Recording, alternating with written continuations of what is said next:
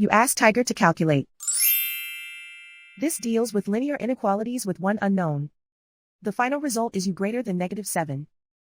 Let's solve it step by step. Simplify the expression. Simplify the arithmetic.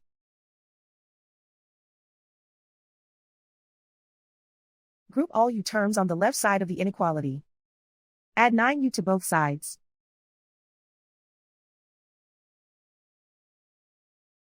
Group like terms.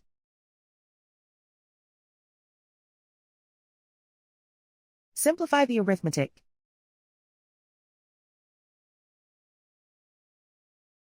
Group like terms.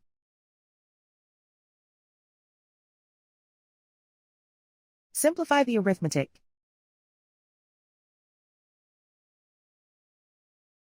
Group all constants on the right side of the inequality.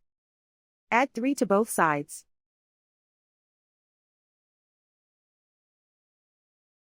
Simplify the arithmetic.